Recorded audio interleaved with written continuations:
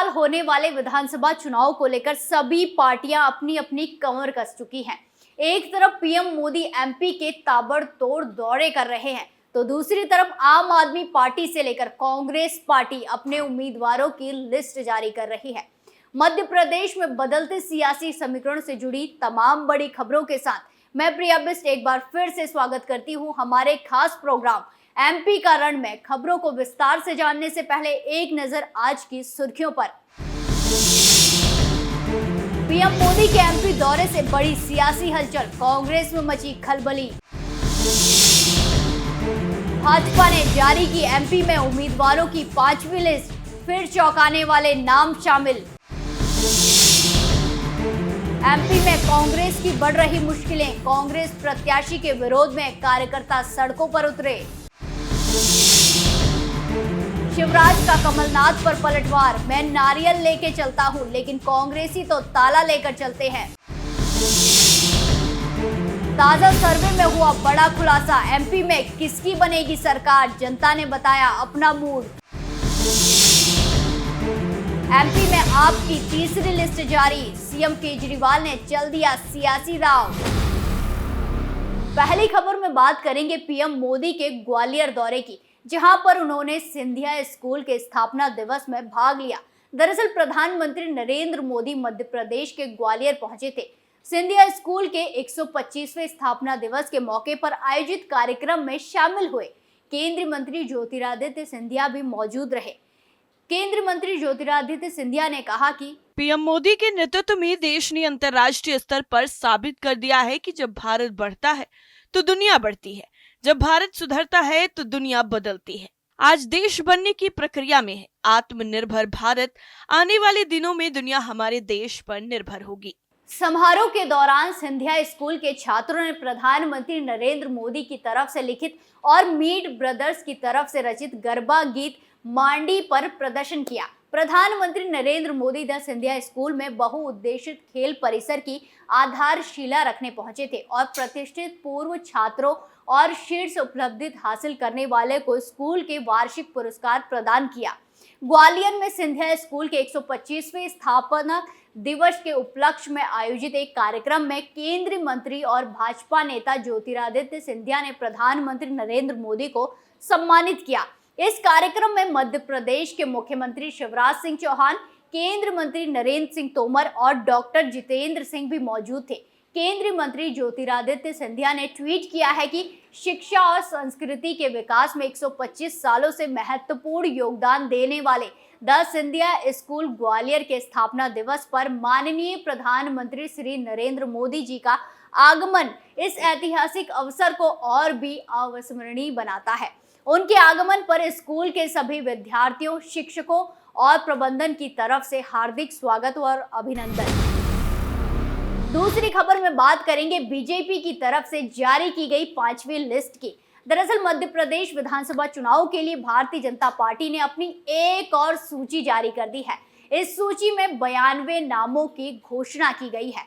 इसमें 12 महिला हैं। चुनाव केंद्र समिति की बैठक में बाकी 94 नामों पर चर्चा हुई है। इसके बाद ये लिस्ट जारी की गई। आपको बता दें कि गुना और विदिशा से भाजपा ने नाम रोके हैं। प्रदेश की 227 सीटों पर मुकाबला लॉक हो गया है। बता दें कि भाजपा अब तक कुल 228 नाम पर मुहर लगा चुकी है। 2 सीटों पर नामों का ऐलान होना अभी बाकी है। गौरतलब है कि भाजपा ने 17 अगस्त को पहली सूची जारी की थी। इसमें 39 नाम थे। फिर दूसरी सूची में भी 39 नाम सामने आए। इसमें 3 केंद्रीय मंत्री समेत 7 सांसदों को टिकट दिए गए थे। इस सूची में 3 विधायकों के टिकट काट दिए गए। तीसरी सूची में एक नाम था। चुनावों की तारीख घोषित होते ही भाजपा ने चौथी सूची भी जारी कर दी थी।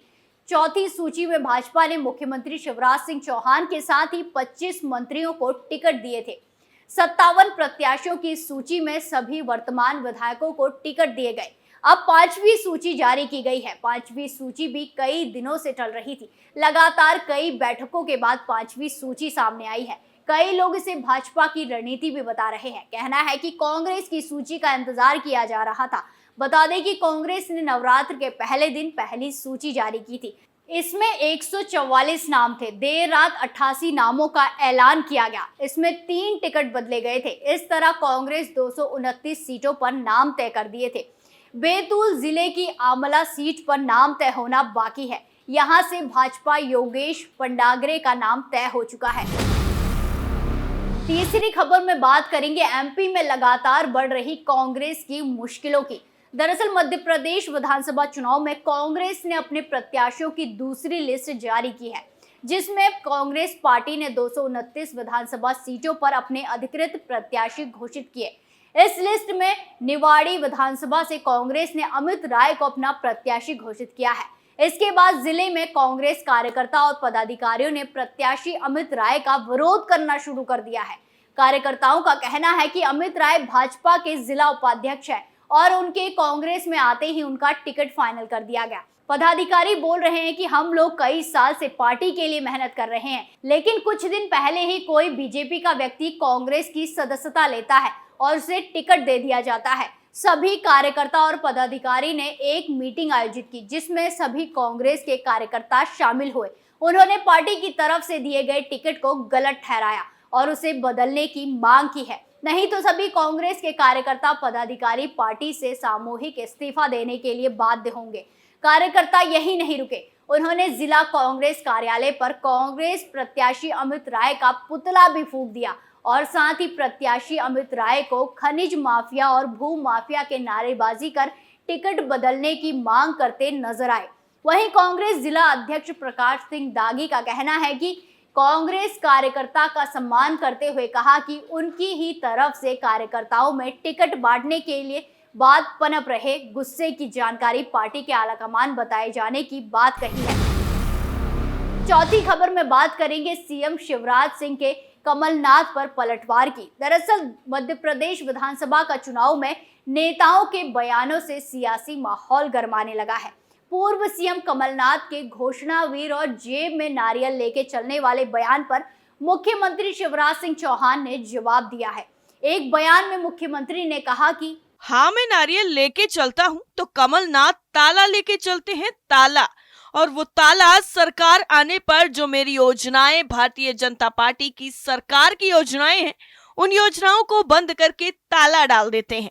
मुख्यमंत्री ने अपने बयान में कहा कि कांग्रेस की सरकार बनने पर कमलनाथ ने बैगा, भारिया, सहरिया बहनों के आहार अनुदान के 1000 रुपया बंद करा दिया, संबल योजना पर ताला डाल दिया, गरीबों के कल्याण की योजना बंद कर दी।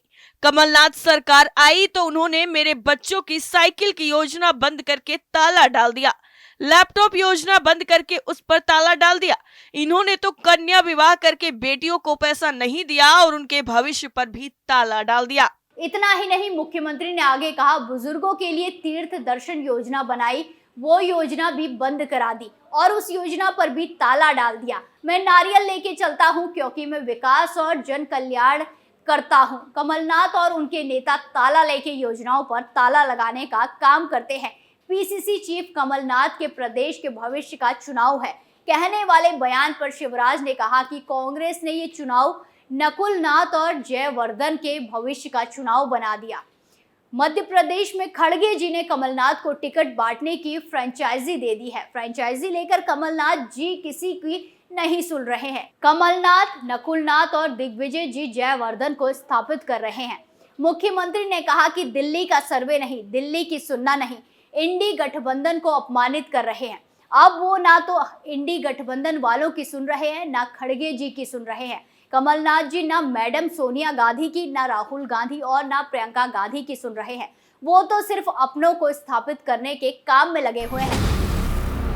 पांचवी खबर में बात करेंगे उस सर्वे की जिसने एमपी में जनता का मूड बता दिया है कि आखिर जनता को किस पर भरोसा है।